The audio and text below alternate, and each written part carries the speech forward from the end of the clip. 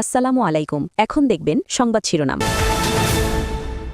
12 March বসছে সংসদের প্রথম অধিবেশন। স্পিকার সহ সাংবিধানিক পদের ব্যাপারে নেওয়া হবে সিদ্ধান্ত। সভাপতিত্ব করতে পারবেন যে কোনো জ্যেষ্ঠ সদস্য, বলছেন বিশেষজ্ঞরা। নড়াইল সদরের বড়কুলা গ্রামে পাল্টাপাল্টি হামলায় 5 জন নিহত। আধিপত্য বিস্তার নিয়ে 2 সাবেক ইউপি চেয়ারম্যানের অনুসারীদের মধ্যে সংঘাত। বিস্ফোরণে একই পরিবারের 9 জন দগ্ধ। 4 জনের অবস্থা শঙ্কাজনক। প্রাথমিক ধারণা জমে থাকা গ্যাস থেকে দুর্ঘটনা। নেত্রকোনায় শীত সংকটে বিপাকে কৃষক, শুকিয়ে যাচ্ছে প্রাকৃতিক জলাধার। আশঙ্কাজনক হারে নেমেছে ভূগর্ভস্থ পানির স্তরও। এতক্ষণ শুনছিলেন সংবাদ শিরোনাম, এবারে শুনবেন বিস্তারিত। কে হচ্ছেন ত্রয়োদশ জাতীয় সংসদের নতুন স্পিকার? জুলাই সনদ অনুযায়ী বিরোধী দল কি পাবে ডেপুটি স্পিকার? সরকার দলের চিফ হুইপ আর হুইপি বা কারা হচ্ছেন? এ নিয়ে রাজনৈতিক অঙ্গনে চলছে নানা জল্পনা। প্রধানমন্ত্রীর রাজনৈতিক উপদেষ্টা বলছেন, সাংবিধানিক পদে কারা বসছেন তা জানতে অপেক্ষা করতে হবে সংসদের প্রথম অধিবেশন পর্যন্ত। এদিকে আগের স্পিকার, ডেপুটি স্পিকারের অনুপস্থিতিতে সংসদের প্রথম অধিবেশনে সভাপতিত্ব করা নিয়ে সাংবিধানিক জটিলতা থাকলেও বিশেষজ্ঞরা বলছেন সভাপতিত্ব করতে পারবেন যে কোনো জ্যেষ্ঠ সদস্য। সংসদ সদস্য হিসেবে শপথ গ্রহণের পরপরই সংসদীয় দলের প্রথম বৈঠকে ত্রয়োদশ জাতীয় সংসদের সংসদ নেতা নির্বাচিত হন তারেক রহমান।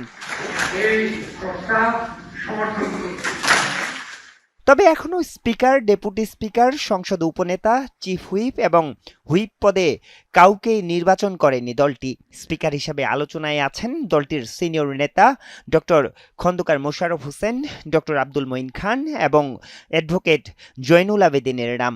আর চিফ হুইপ হিসেবে নাম শোনা যাচ্ছে জয়নুল আবেদিন ফারুকের। এর আগে তিনি বিরোধী দলীয় চিফ হুইপের দায়িত্বে ছিলেন। এছাড়া জুলাই সনদ অনুযায়ী ডেপুটি স্পিকার বিরোধী দল থেকে হওয়ার কথা। প্রধানমন্ত্রীর রাজনৈতিক উপদেষ্টা জানিয়েছেন, সংসদের প্রথম অধিবেশনে ঠিক হবে কারা নির্বাচিত হবেন এসব পদে। আলোচনা হচ্ছে, যখন সংসদ বসবে তারপরে হবে এটা। সংসদের সব সদস্যরা মিলে স্পিকার, ডেপুটি স্পিকার নির্বাচন করেন। আপনি বললেন অনেকের নাম শোনা যাচ্ছে, শোনা যাচ্ছে, ঠিক আছে, তাদের মধ্যে থেকে কিংবা তাদের বাইরে থেকে কেউ একজন হবেন ইনশাল্লাহ। তবে দ্বাদশ সংসদের স্পিকার, ডেপুটি স্পিকার না থাকায় ত্রয়োদশ সংসদের প্রথম অধিবেশনে কে সভাপতিত্ব করবেন তা নিয়ে তৈরি হয়েছে জটিলতা। সংবিধান বিশেষজ্ঞরা বলছেন, তাদের অনুপস্থিতিতে সভাপতিত্ব করতে পারবেন যে কোনো সিনিয়র সদস্য। 15 মিনিটের একটা অধিবেশনে কে সভাপতিত্ব করবে এটা কোথাও সোনার হরফে লেখা থাকার দরকার নেই। সাধারণ জ্ঞানে বলে আমাদের একটা ভদ্রতা হলো, মুরব্বীদের সাধারণত হিসেবে ডাকা হয়, যারা সংসদ সদস্যদের মধ্যে মন্ত্রী তো নাই, কোনো পজিশনে নাই, কিন্তু সবচেয়ে বেশিবার সংসদ হয়েছেন, এই দুইজনের কাউকে আমার মনে হয় যে সংসদ বসে সিদ্ধান্ত নেবে।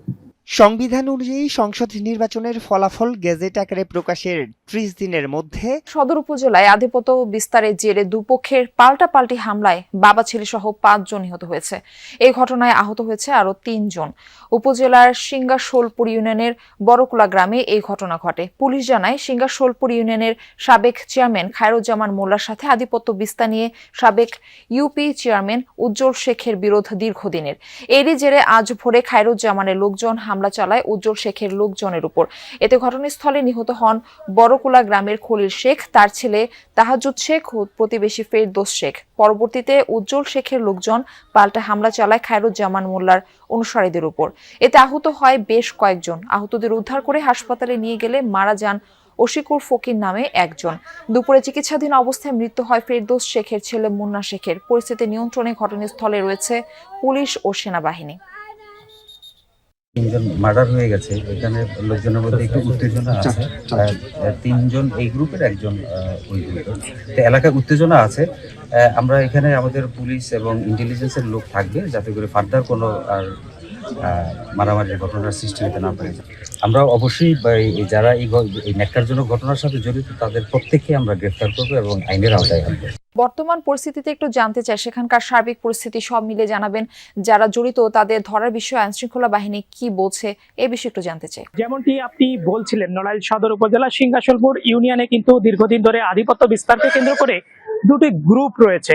তার একটি নেতৃত্ব দেন সাবেক চেয়ারম্যান উজ্জ্বল শেখ এবং অপরটির নেতৃত্ব দেন কিন্তু আরেকজন সাবেক চেয়ারম্যান, তিনি হচ্ছেন খায়রুজ্জামান মোল্লা। তো দীর্ঘদিন ধরেই তাদের কিন্তু এই আধিপত্য বিস্তারকে কেন্দ্র করে এলাকায় বিভিন্ন সময় সংঘর্ষ হয়েছে, হামলা পাল্টা হামলার ঘটনা ঘটেছে, মামলা ঘটনা ঘটেছে আমরা দেখেছি।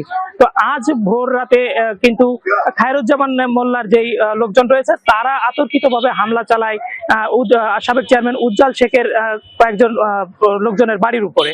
তো ভোর রাতে হামলা চালায় তাদের, সেই হামলায় কিন্তু উজ্জ্বল শেখ গ্রুপের 3 জন ঘটনাস্থলেই মারা যায় এবং পরবর্তীতে হাসপাতালে চিকিৎসাধীন অবস্থায় আরো একজনের মৃত্যু হয়।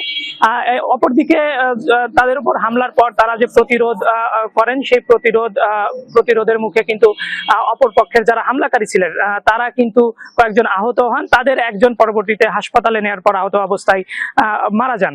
তো এরপরে ঘটনাস্থলে পুলিশ, সেনাবাহিনী, সমাজ শৃঙ্খলা রক্ষাকারী বাহিনীরা আসে। তারা কিন্তু এসে এলাকার পরিস্থিতি নিয়ন্ত্রণে আনে। পরিস্থিতি নিয়ন্ত্রণে নিয়ে তারপর ঘটনাস্থল পরিদর্শন শেষে পুলিশ সুপার যিনি রয়েছেন তিনি আমাদের সঙ্গে কথা বলেছেন। তিনি আমাদেরকে জানিয়েছেন যে অপরাধী যেই হোক না কেন এই ঘটনায় তাকে কোনো ধরনের ছাড় দেওয়া হবে না, অপরাধীর কোনো দল, মত বা ধর্ম দেখা হবে না, তাকে অপরাধী যেই হোক তাকে তারা আইনের আওতায় আনবেন।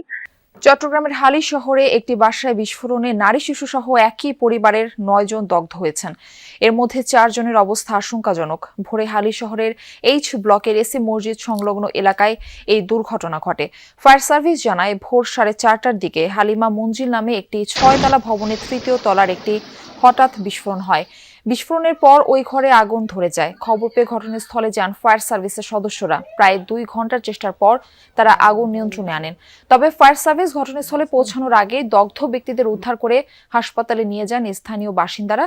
প্রাথমিক ধারণা, রান্নাঘরে জমে থাকা গ্যাসের বিস্ফোরণে সবাই দগ্ধ হয়েছেন।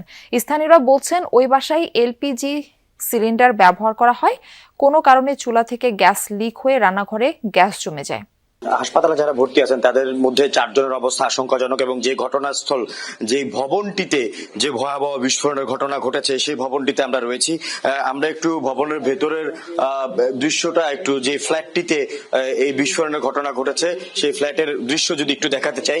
আমরা সেখান থেকে যে দৃশ্য দেখতে পাচ্ছি, পুরো ভবনের অর্থাৎ এই যে 6তলা ভবন, ভবনের 3 তলার ফ্ল্যাটটি একেবারে বলা যেতে পারে ধ্বংসস্তূপে পরিণত হয়েছে এবং এই যে রান্নাঘরটি দেখতে পাচ্ছেন সেই রান্নাঘর থেকেই কিন্তু মূলত এই যে বিস্ফোরণ, সেই বিস্ফোরণটি হয়েছে। প্রথম দিকে সবাই যদিও বলেছে যে গ্যাস সিলিন্ডার বিস্ফোরণে এই ঘটনা, তবে আমরা যেটা ফায়ার সার্ভিস এবং এখানকার স্থানীয় যারা রয়েছেন তাদের সাথে কথা বলে, পার্শ্ববর্তী প্রতিবেশী অর্থাৎ পাশের ফ্ল্যাটের মানুষজনের সাথে কথা বলে জানতে পেরেছি যে এই যে গ্যাসের যে আমরা দেখতে পাচ্ছি চুলাটি, সেইখানে কোনো জায়গায় কিন্তু সিলিন্ডার নেই। এটা সরাসরি